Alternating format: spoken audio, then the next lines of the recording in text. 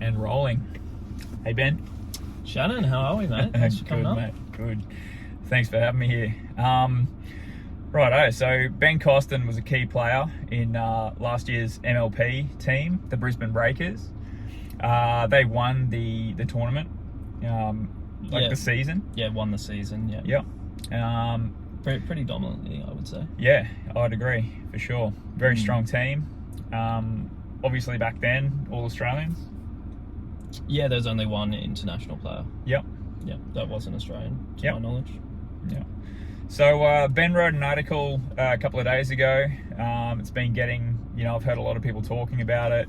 A lot of positive things, a couple of negative things about what he wrote. But the reason why I wanted to speak to Ben today is because I feel like he's a very honest person. He doesn't really hold back. And so I just wanted to ask him a couple of questions about what he thinks about this year's MLP draft, or this season's MLP draft, and we'll go from there. Cool. So Ben, I just want to know, like, as a key player on the Brisbane Breakers team last year, how does it feel to not have been selected in one of the teams this season? Yeah, I mean, obviously disappointing. I think all the players that weren't selected from any team is very disappointed. Interestingly, just on the Breakers, there was 0 players from the Breakers unless they were selected by PPL, which I thought was funny considering that we actually won it.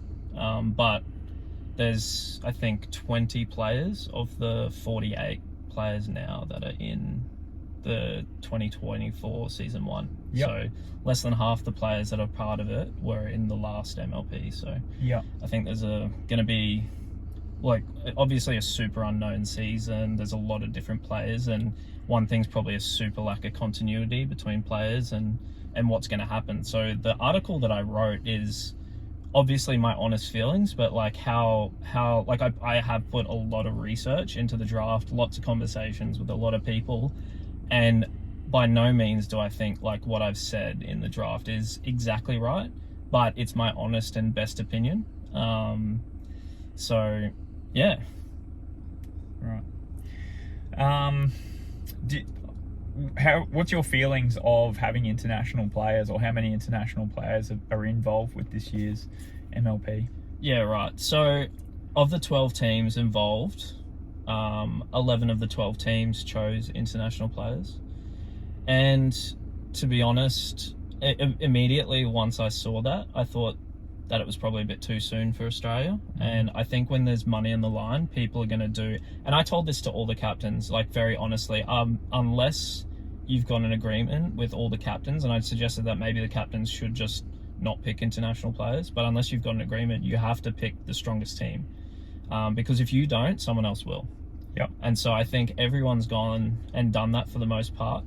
There's some exceptions there, but I think everyone's done that, and it's probably the right thing. So I don't actually put any blame on any of the captains for their selections. Like, they have to do it. It's meant to be competitive. They have to do it. Yeah. But I just think it was a little bit too soon, particularly to have players from America, just because the infrastructure of the game. They've had the game for like 50 years. And then like the pro divisions are obviously way bigger. Like we've had players go over before and do pretty well, but even our best players, we kind of know where they sit. And I think it was just a little bit too soon to have players from that region. That being said, like, players from India and Asian regions, like, they've had the same time in pickleball. Yeah. So I think that's a really interesting storyline. Like, Australia versus, like, where is Australia at compared with the rest of Asia? Like, is Australia better than Asia? Is Australia better than India?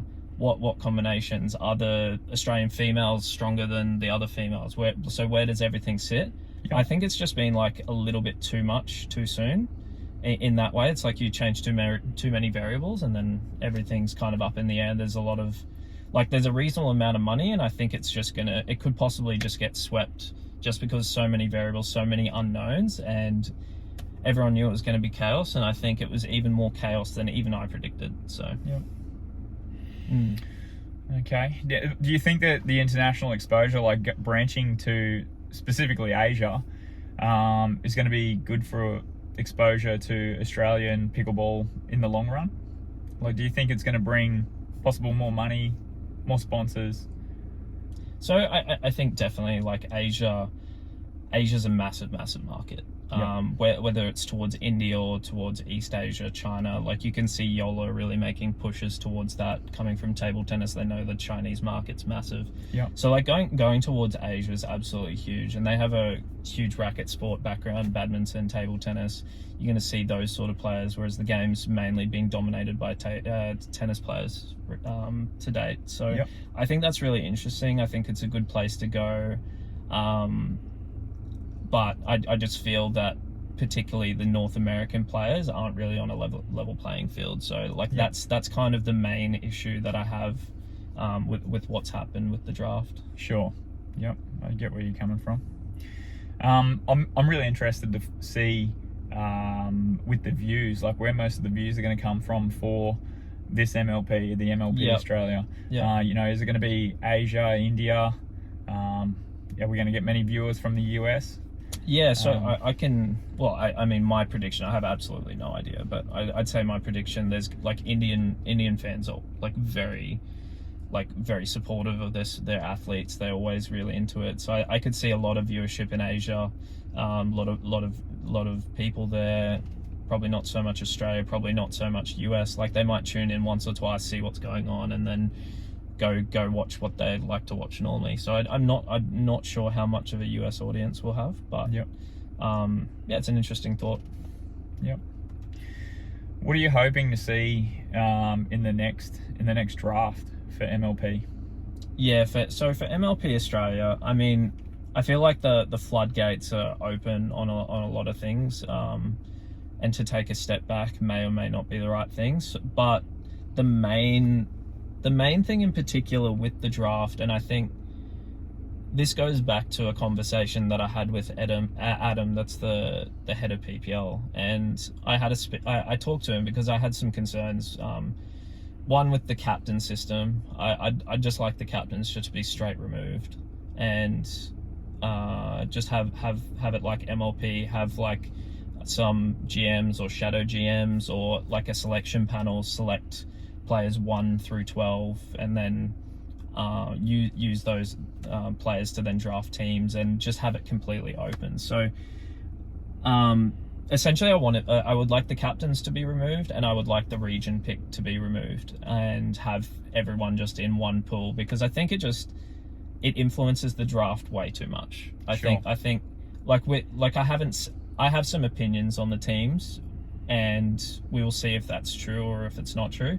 Might not be true, but I think the balance of the teams is hugely down to that regional pick and the strength of the captains. Yeah. And that kind of just makes it unfair. The problem, though, is when I spoke to Adam, I asked Adam, what are your goals with the draft? And his number one goal with the draft was to have 2 people in one place for activations or for promotion or something like that. Yep. And so that immediately kind of turned me off on that, because one, the fairness and competitiveness of the draft should be number one, in my opinion. Especially when there's money on the line, especially you want it to be competitive. Most of the money within PPL is invested in the MLP, and I understand it is a business, but I think depending on which region that you're in, you could just have no chance of winning. And when it's so top heavy, the prize money, that's not really a good feeling. Yep. I think I explained it in my article as to why, but if you look at the top 3 teams that I've kind of earmarked, they're all 3 Queensland-based teams, and they're all female captains. Yeah. And that being said, also they all had really good draft positions. So they had strong captains, strong draft positions, and they also picked a regional pick early, which gave them strong flexibility going into the last picks, and some of them picked up strong international players on the last pick. So that really kind of skews the draft when you can get such a strong player.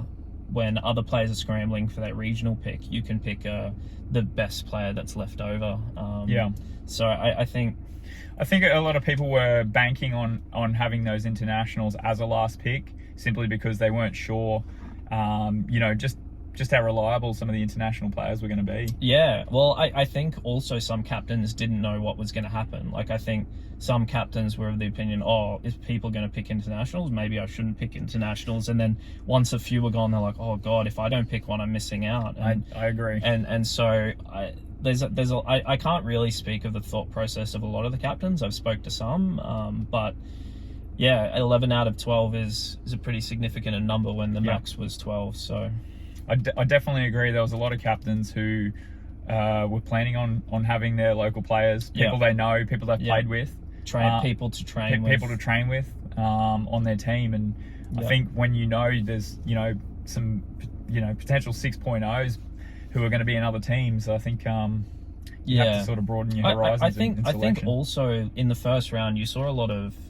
Australian players picked, like a significant amount of Australian players or really known players, and like known quantities, and the captains then following were like, well, I don't really like my chances of winning if I pick the players that I know to run up against them, and so they kind of picked what they didn't know in the hopes that they could win. Like, because of the top heaviness of the prize money, like the risk is just kind of worth it. You may as well come top 3 or come 12th. Like, there's no real in between. So I think if you kind of went for like a safe pick, it wasn't super advantageous either. Sure. So who are your top teams? Who's the top of your teams? So I have a tier list on this. As I said, all Queensland female captains. I had number 1 in and I had them in S tier, is Glory, captained by Sarah Burr. Chose female for second, and then finished with a strong 6.0 international US player. Super strong in women's doubles. For my mind, the best women's doubles pair. And then probably the 2 arguably top 3 mixed doubles women. And I think that's massive, especially when you've got some pretty good male players in the mix. Not super strong in singles, handy, but I think it will be very hard to get even two wins on this team. So Glory number 1, Rush number 2. Crocs and Rush very similar for me. Crocs really strong singles players, all of them, and I find it's going to be very tough to beat them 3-1. So the Crocs could very well sweep everyone, but if you've seen any MLP in Australia, no Dream Breakers. Any MLP in the US, then no Dream Breakers is a safe bet. Yeah. Anything can happen. 4 points at a time. Anyone can slap a forehand. Yeah. Yep. And just to go on the Rush, Katie, Joey's got some stuff that still isn't really super known to a lot of players here. Knows a lot of different patterns. Very good player. Super known quantity, and then filled out their roster pretty well. So I think all 3 pretty strong. I think it is going to be really exciting this season. There's a lot of good teams. I think for my mind, there's some really elite teams. I think in that middle area, there's about 4, 5, 6 that are pretty interesting, and then I think there's a couple that I think will struggle to get wins on the board. So. I mean, in terms of like the spread of the teams, it was actually better than I thought it would be. I thought there would be super obvious favourites at the top, and then everyone else would be pretty struggling. So hopefully it's competitive. That's the main thing. But also the format, from what I've seen, is super cutthroat. You've got to come out swinging straight away, which could be a struggle for the international players, like super high level. But I know that Joey said it was really hard. Like, pickleball is different here. It's a different ball. It's a different style of play. You need to adapt, and 1 game to 21, anything can happen. Yep. So where to next for Ben Costin? What are you going to do? Are you going to sign on the alternates, or what are your plans? Look, to be honest, don't have a lot of plans in terms of pickleball. Going to play, going to train, keep my options open. There's some things that are a little bit off-putting, whether it's formats of another league, but also I I guess, the requirements to be an alternate player for MLP and within the PPL. And honestly, it's pretty concerning. So from the inception of the MLP or the team events before MLP was involved in the PPL team league, there was in the contracts very early on that there would be some kind of exclusivity agreement. And even from the very first kind of conversation that was had as a group, there was a question asked about the exclusivity, and it was brushed off very quickly and avoided, which I thought was a terrible sign. I think pickleball in Australia and these in terms of like pro leagues and stuff, there's just no room for like this exclusivity idea between both kind of like tours or entities or multiple entities. There's another one that's kind of entered into the Australian space a little bit more. PPL, for example, they're only running 6 events, and Yep. if you're only running 6 events, how can you say to these players who want to make pickleball their career, like, you can only play our 6 events? Like, how is that sustainable for them? Exclusivity only helps PPL. It doesn't help the players. But do you think that's necessary to keep them going? You know, like, as in, obviously, the PPL crew, they'd be investing some money into what's happening. I can't see them making that money back. Like, I honestly don't have any understanding of their financial situation.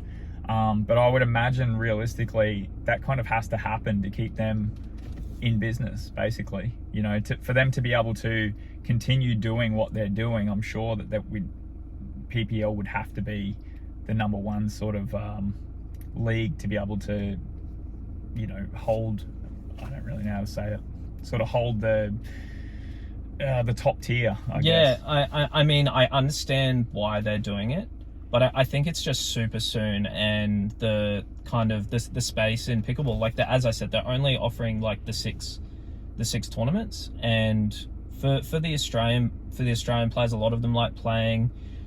It would be a little bit like, obviously it's a business and they've got to get something out of it. There's been questions asked to PPL, what's your business plan? There hasn't been a lot of transparency. What's their plan? How is it going to happen? What's this? What's that? So there's a lot of question marks there, but it does seem like there's a lot of like, what's good for PPL, and it looks like they're trying to create a monopoly on their market very soon. And it's my firm opinion that having a monopoly in anything is not a good play. Because if there's no competition, then we just have to accept what PPL gives us. Sure. There's no leverage, right? So as players, it's a terrible idea for as players. And obviously, like, PPL have their own agenda and that sort of thing. But I think it's just a little bit too soon. And I think if pickleball in general is bigger and everyone's putting money, everyone's putting big tournaments on, everyone's growing the sport, I think everything will get bigger and there'll be money and there'll be enough going around. Sure. Like, each entity seems to have their own little niche, and I think it's just a little bit soon to try and like, and it to be honest, it seems very personal from PPL in trying to squash particularly one of the other entities. Yeah. Like, I can see things from like Sarah's point of view. She's trying to make a career out of this. She wants to be able to play in other tournaments. Yeah. But also, I really do respect what PPL have done so far with Australian pickleball. So, you know, I'd love to hear it from them. I think that's going to be my next interview. Yeah. Will hopefully be with some of the guys from PPL to sort of hear their side of things. Yeah. Because I think a lot of people do have questions, and I'd love to hear some answers. Yeah. And, I think just to continue on that just a little bit more. Recently, there wasn't just. PPL have always said when it comes to like the exclusivity, it's down to like having a competing team league, and I think that makes a little bit of sense. Like, if you're building like these teams, you don't want like these other players playing in other teams. So I think that's like a fair enough thing for exclusivity. Yep. But recently there's come into certain contracts that once Pickleball Global, another entity that's come in who have started working with MPL, they've released just one-off tournaments. And so people have said that you're fine to play one-off tournaments, it's okay.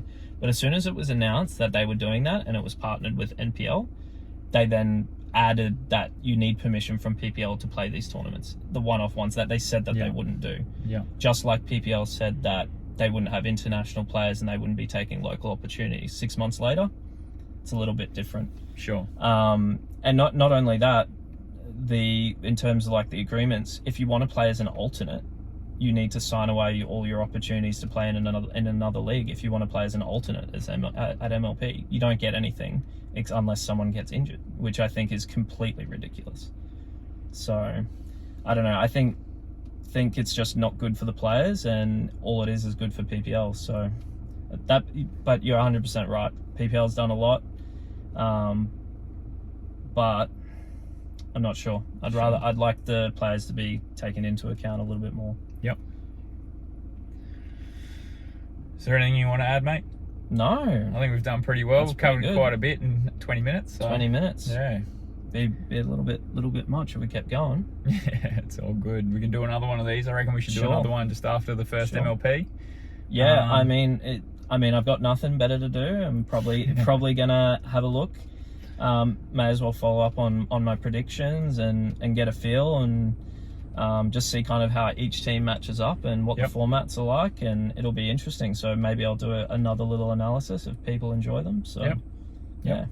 I think a lot of people are enjoying them more than they're letting on. So. I mean, I'm happy to have feedback. I'm happy to be wrong, and if you're upset with my predictions and you're a player, please play well and prove me wrong. I would love that. Well, thanks for meeting me today, and yeah, I'm looking forward to seeing what happens with this and with your predictions, and yep, we'll go from there. Thanks for listening. See you later, guys. Catch up.